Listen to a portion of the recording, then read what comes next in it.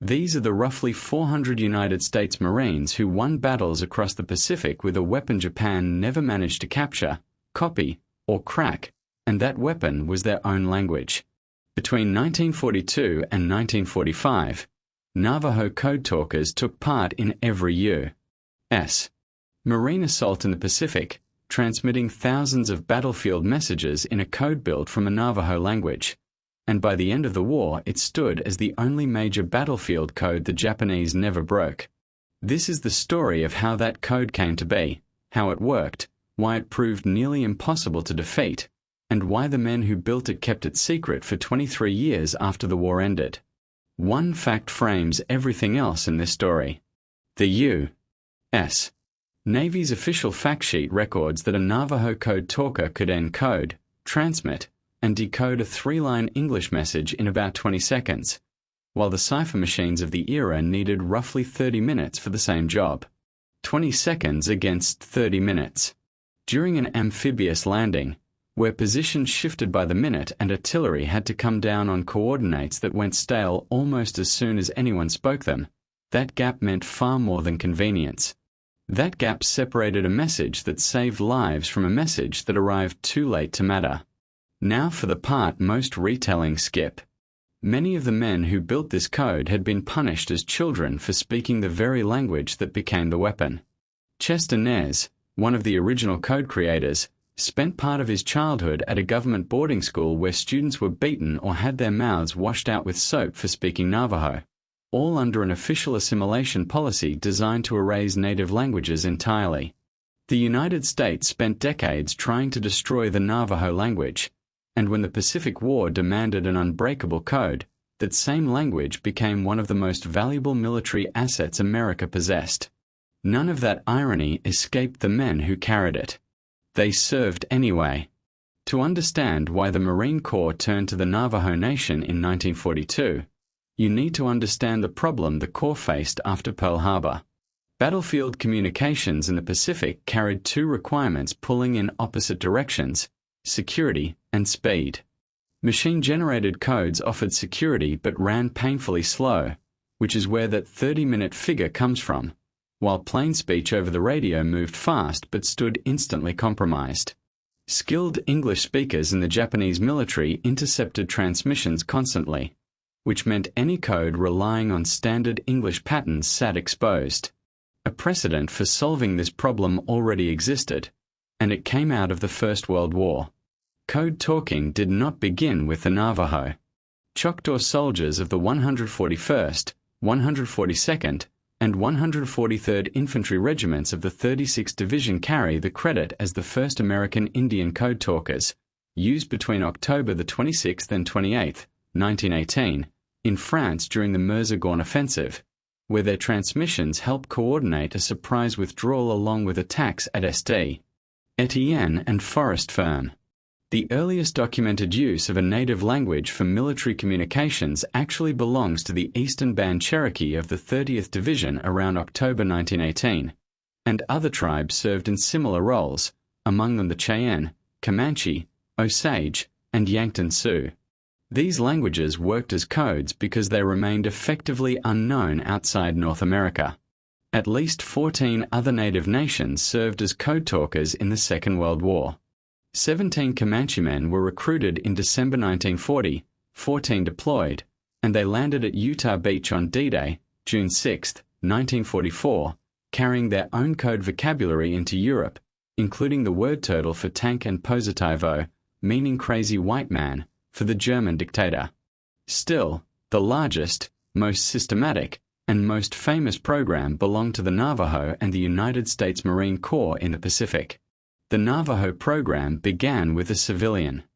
Philip Johnston worked as a civil engineer in California, had fought in the First World War, and grew up on the Navajo reservation as the son of a Protestant missionary, which made him one of the very few non-Navajos anywhere who spoke the language fluently. After Pearl Harbor, Johnston connected two facts he stood uniquely positioned to know. The military needed a code both fast and secure, and the Navajo language remained, for all practical cryptographic purposes, a closed book to the outside world. Once someone laid out the case for Navajo, it became overwhelming. The language belongs to the Athabascan family, tonal and grammatically complex, with syntax and phonology unlike anything a Japanese or German cryptographer would have studied. No alphabet existed for it in 1942, no dictionary, no published grammar to work from, because the language was unwritten. Roughly 50,000 people spoke it, nearly all of them living on or near the Navajo Nation in Arizona, New Mexico, and Utah. When Major General Clayton B. Fogel, commanding general of the Amphibious Corps, Pacific Fleet, later wrote up the proposal, the estimate held that only about 28 Americans outside the tribe possessed more than a superficial knowledge of the language, missionaries and anthropologists and a handful of others, and none of them were Japanese.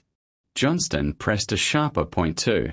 The Navajo stood as the only tribe not yet infiltrated before the war by German agents posing as students, art dealers, and anthropologists, agents who had spent the 1930s quietly studying tribal languages across America.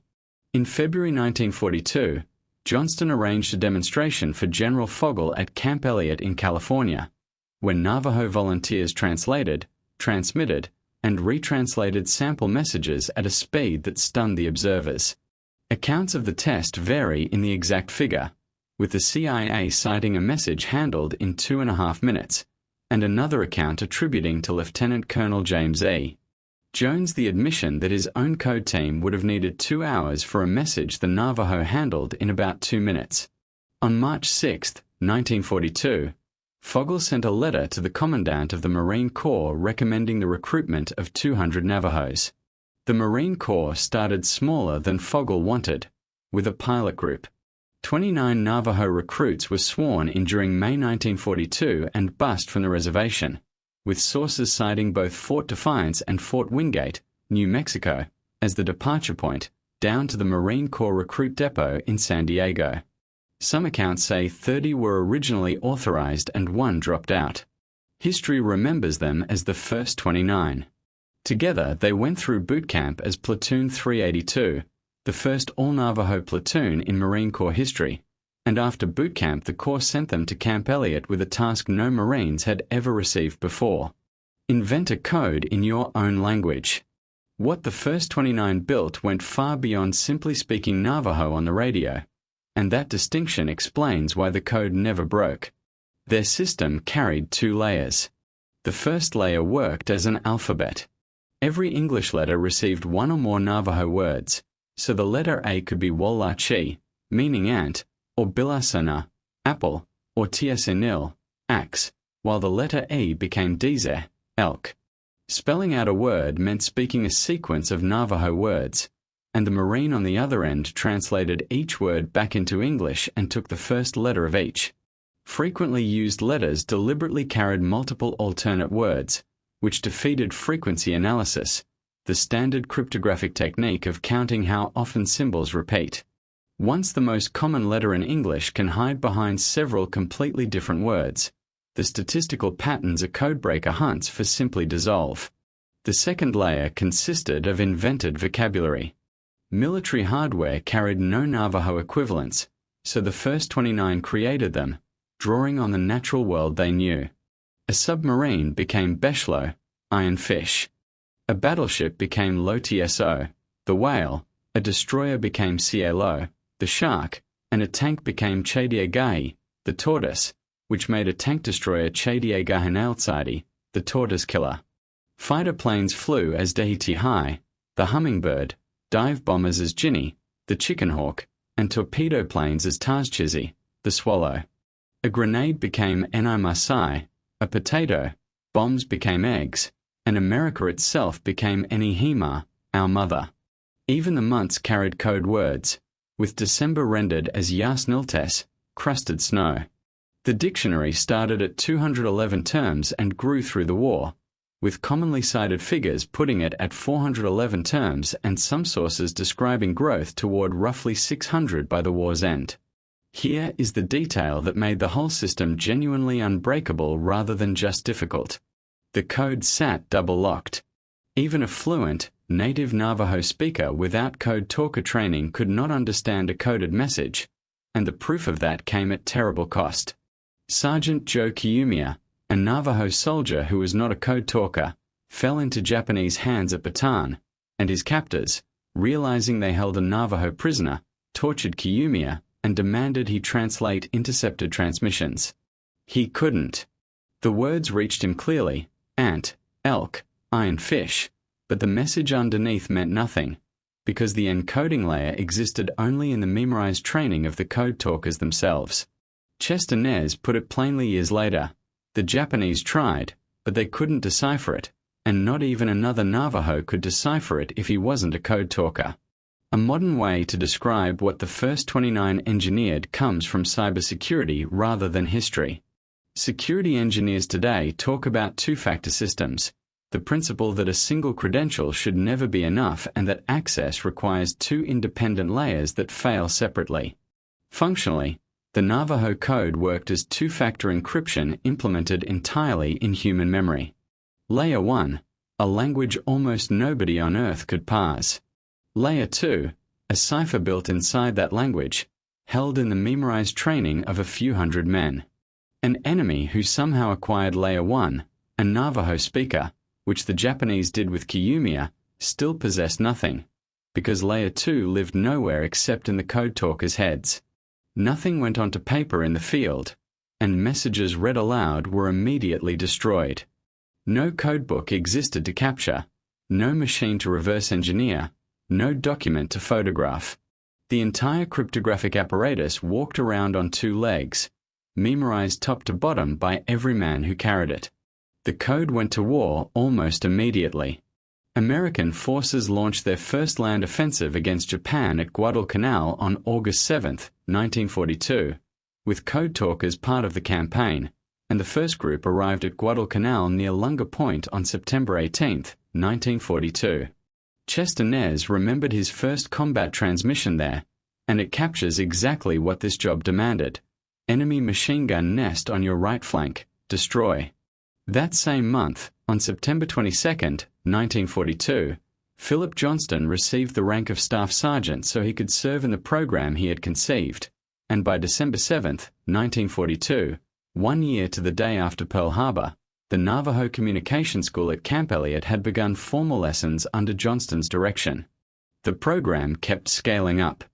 Across the war, somewhere between 375 and 420 Navajos trained as code talkers according to the U.S. Navy's fact sheet, with the National Endowment for the Humanities putting the figure at approximately 461, out of roughly 540 Navajos who served as Marines overall. They served in all 6 Marine divisions, in Marine Raider battalions, and in Marine parachute units, under the official military occupational specialty number 642, Code Talker. The work itself ran brutal and specific. Code talkers operated in 2-man teams, one man running the radio, a roughly 30-pound unit cranked by hand for power, while the other sent, received, and translated. Because the Japanese could triangulate the position of a radio signal, every transmission doubled as a beacon marking the talker's own location for enemy artillery, so the teams learned to transmit and immediately move. Through 1943 and 1944, the code talkers went wherever the Marines went: Bougainville in November 1943, then Tarawa, Saipan, Guam in July 1944, Peleliu in September 1944, and Tinian. Every major amphibious assault of the Marine Corps Island Campaign carried Navajo voices across its radio nets. A danger came built into this duty that no other Marines faced, and it had nothing to do with the Japanese. To many American soldiers and Marines who had never seen a Navajo man, the code talkers looked like the enemy, and they were repeatedly mistaken for Japanese infiltrators by their own side. Bill Toledo was seized by fellow Americans and marched to headquarters at gunpoint before the confusion cleared. Code talker Harry Tsosi reportedly died to friendly fire after being mistaken for a Japanese soldier. The Marine Corps responded by assigning bodyguards to protect code talkers from their own army. That arrangement produced one of the most persistent and contested legends of the entire program. According to Bill Toledo, the bodyguards carried a secret second duty: to kill their code talker if capture loomed, protecting the code at the ultimate price. Whether that order ever existed remains unproven. No such order has ever surfaced in documents. The Marine Corps has denied it, and the surviving code talkers themselves disagreed, with some, like Joe F. Price, insisting the order was real while others called it myth. Chester Nez handled it with characteristic precision, saying he didn't know whether the bodyguards had orders to kill the code talkers rather than allow capture, and noting that no code talker was ever executed by his bodyguard. When Hollywood built the 2002 film Windtalkers around exactly this premise, a bodyguard played as the film's lead by Nicolas Cage, ordered to kill his code talker if capture threatened. The Marines objected during production. A Marine public affairs officer called the scheme contradictory, and historians widely concluded the plot device came largely from the screenwriters. Navajo veterans raised a second objection to the film, that it took a Navajo story and made the white bodyguard the main character. If the code's value ever stood in doubt, one battle settled the question permanently. Marines landed on Iwo Jima on February 19, 1945. Major Howard Connor served as signal officer of the 5th Marine Division, and Connor's account of those first days remains the single most cited testimony in the program's history. During the first 48 hours, while the Marines were landing and consolidating shore positions, Connor had 6 Navajo radio nets operating around the clock, and in that period alone they sent and received over 800 messages without error. Read that number the way a communications officer would. 6 radio nets, 48 hours, more than 800 messages, 0 errors. In the most chaotic phase of one of the most contested landings of the entire Pacific War, the Navajo net ran flawlessly around the clock. When the flag rose over Mount Suribachi on February 23, 1945, the moment captured in the most famous photograph of the war, the news reportedly traveled out over the radio in Navajo code. Connor drew his conclusion as bluntly as a signal officer could. Were it not for the Navajos, the Marines would never have taken Iwo Jima. One clarification belongs here, because 2 stories constantly tangle together. Ira Hayes, one of the Marines in that famous flag-raising photograph, was Native American, a Pima from the Gila River Indian community, but Ira Hayes was not a code talker. The conflation makes sense on the surface, since both stories involve Native Marines at Iwo Jima, but they remain different stories, and the code talkers' families have spent decades gently correcting the record.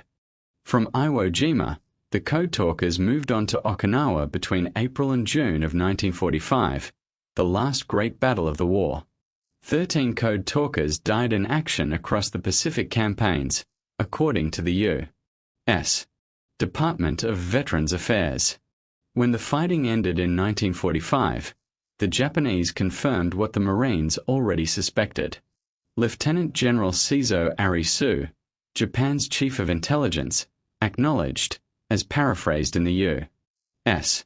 Navy's official fact sheet, that while Japanese cryptographers had broken codes used by the U.S. Army and Army Air Corps, they never cracked the code used by the Marines. Years later, Tokyo's Fuji Evening News framed the counterfactual starkly, writing that if the Japanese Imperial Intelligence Team could have decoded the Navajo messages, the outcome of the battles on Saipan and Iwo Jima might have been different, and the history of the Pacific War might have turned out completely different.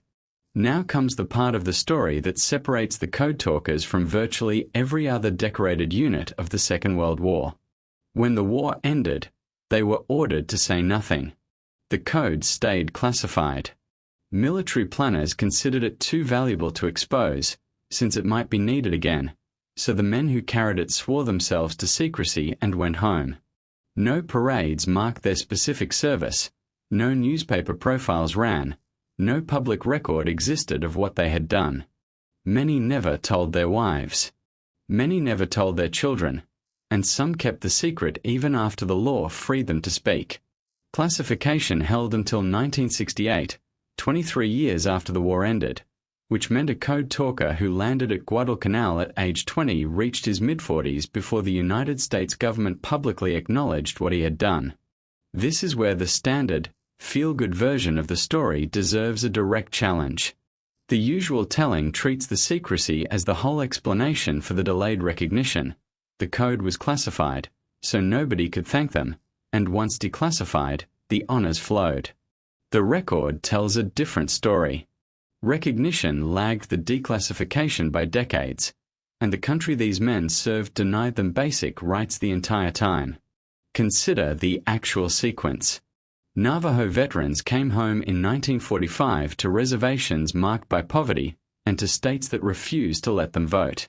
Arizona and New Mexico both barred Native Americans from voting when the Code Talkers returned from the Pacific, and Arizona's ban held until July 15, 1948, when it fell in the case Harrison v. Levine, a case brought not by politicians but by two Fort McDowell Yavapai World War II veterans, Frank Harrison and Harry Austin. New Mexico's exclusion also ended in 1948, while the last state barrier nationwide held out until Utah relented in 1957. Some accounts connect Code Talkers Jimmy King and Howard Nez to that broader voting rights fight after being denied registration on May 6, 1946. Men who had transmitted the messages that helped take Iwo Jima turned away from a registrar's desk less than a year after the war ended. As for the honors themselves, the declassification came in 1968. The first National Navajo Code Talkers Day proclamation arrived in 1982. 14 years later, the first public statue rose in Phoenix in 1989, and the Pentagon dedicated an exhibit on September 17, 1992. The Congressional Gold Medal, the nation's highest civilian congressional honor, waited until July 26, 2001, 56 years after the war ended, by which point only 5 of the original 29 remained alive and only 4 were well enough to attend. Classification explains the first 23 years of silence. It does not explain the next 33. At that 2001 ceremony in the Capitol Rotunda, the president who presented the medals described the program in a single sentence that captures why this story endures, calling it a story of ancient people called to serve in a modern war, a story of one unbreakable oral code of the Second World War, messages traveling by field radio on Iwo Jima in the very language heard across the Colorado Plateau centuries ago. The Honoring the Navajo Code Talkers Act had become law on December 21, 2000. The original 29 received congressional gold medals, and in November 2001 the later Code Talkers received congressional silver medals. In 2008, the Code Talkers Recognition Act extended gold and silver medals to the Code Talkers of other tribes, with a ceremony following in 2013. Step back from the medals and the battles, and the deeper structure of this story comes into focus, because the Code Talkers service sits inside a much older and darker history between the United States and the Navajo people. In 1864, the U.S. Army forced more than 8,500 Navajos to walk over 300 miles from their homeland to internment at Bosque Redondo, the ordeal remembered as the Long Walk. Estimates of the dead at Bosque Redondo run as high as 2,500 to 3,500 before an 1868 treaty finally allowed the survivors to return home. In the 1930s, within the living memory of the Code Talkers themselves, the federal livestock reduction program destroyed Navajo herds, the economic foundation of families across the reservation. The boarding schools were still punishing children for speaking Navajo when the first 29 were growing up, and Chester Nez was one of those children. Then the same government that had marched their grandparents to Bosque Redondo slaughtered their family's livestock and washed their mouths out with soap for speaking Navajo came to the reservation in 1942 and asked for help. Hundreds of young men volunteered. Nez explained his own reasoning in words that need no embellishment, saying somebody had to go, somebody had to defend this country, and that was the reason he went. Whatever the United States had done to the Navajo, the land itself, Enihima, our mother, as the code named it, remained theirs to defend. That is a more complicated, and far more powerful, patriotism than the version that fits on a poster. One more angle deserves attention, and it belongs to linguistics and technology rather than war. The entire premise of the assimilation-era boarding schools held that minority languages were worthless, obstacles to progress, better erased. The Pacific War ran a real-world experiment against that premise, and the result came back unambiguous. The supposedly worthless language outperformed the most advanced encryption machines on Earth by a factor of 90, 20 seconds against 30 minutes. Modern computer science has a name for the general principle at work here. Security through obscurity runs weak when the obscurity is a secret that can leak, but a system whose complexity is organic, grown over centuries, tonal, unwritten, embedded in a living community, cannot leak, because there is nothing to steal. Every language that dies takes an irreplaceable system of that kind with it. The Code Talkers stand as the strongest practical argument ever made for language preservation, and the argument was written in radio traffic across the Pacific. Time has done what the Japanese military never could, thinning the Code Talkers' ranks toward silence. Chester Nez, the last surviving member of the original 29, published his memoir, Code Talker, in 2011 with Judith Schiesevilla, and died on June 4, 2014, after a life that included service with the 1st and 3rd Marine Divisions in the Pacific and a second tour of duty in Korea. Samuel Sandoval died in July 2022 at age 98. A wave of losses came in 2019 and 2020, taking Alfred Newman, Fleming Begay Sr., John Pinto, William Tully Brown, and Joe Van Diva Sr. On October 19, 2024, John Kinsel Sr., who had served with the 9th Marine Regiment, 3rd Marine Division, and was wounded at Iwo Jima, died at the age of 107. That left two. As of 2025, the last living Navajo Code Talkers are Peter MacDonald and Thomas H. Begay. MacDonald, born December 16, 1928, in Teak Numbers POS, Arizona, enlisted at 15, by his own account the youngest Code Talker of them all, served in the South Pacific and North China with the 6th Marine Division, and went on to serve 4 terms as chairman of the Navajo Nation. Begay, roughly 100 years old in 2025, served with the 5th Marine Division at Iwo Jima, one of the men on Howard Connor's radio nets, and like Nez went on to serve again in Korea. In August 2025, on the 80th anniversary of Japan's surrender, CNN interviewed them both. Even now, the story refuses to settle quietly into history. In mid-March 2025, during a broad federal directive removing diversity-related content from government websites, the Department of Defense took down web pages honoring the Navajo Code Talkers, along with pages on other minority service members including IRA Hayes and the Tuskegee Airmen. Axios first reported the removals, finding at least 10 articles mentioning Code Talkers scrubbed from Army and Defense Department sites. The explanation offered pointed to an automated process that had flagged the word Navajo. Reaction from the Navajo Nation, tribal leaders, and lawmakers came immediately, and Peter MacDonald, 96 years old, one of the last 2 men alive who carried the code, said publicly that this had nothing to do with DEI. That code is a weapon, and that weapon helped win the war. Within days, the Pentagon called the removal a mistake and restored the pages. Meanwhile, the effort to build a permanent home for this history races against time. A National Navajo Code Talkers Museum is planned at TSE Bonito, New Mexico, near Window Rock, the Navajo capital, on land donated by Chevron Mining. Ground broke on August 14, 2022, in the 80th anniversary year of the Code and on National Navajo Code Talkers Day, the annual observance proclaimed back in 1982.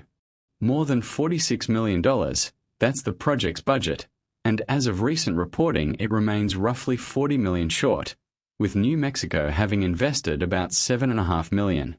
Organizers say out loud what everyone involved understands, that the museum may not open while either of the last 2 Code Talkers is alive to walk through its doors. Which brings this back to where it started. Roughly 400 Marines, a 20-second code against 30-minute machines, more than 800 flawless messages in the first 2 days of Iwo Jima, 13 men killed in action, and a cipher that ended the war exactly as it began it, unbroken. The Navajo Code Talkers built the only major battlefield code the Japanese never cracked, and they built it out of a language their own government had spent decades trying to eradicate. They came home to states that refused them the vote, kept their secret for 23 years because orders demanded it, and waited 56 years for their country's highest honors, long enough that most of them never received the recognition in person. 2 of them are still here.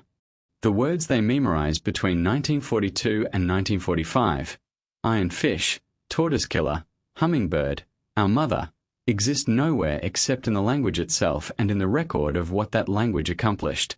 A language once dismissed as worthless helped decide the largest war in human history, and every language allowed to disappear takes something like that with it, something no one can measure until the moment it's needed and gone.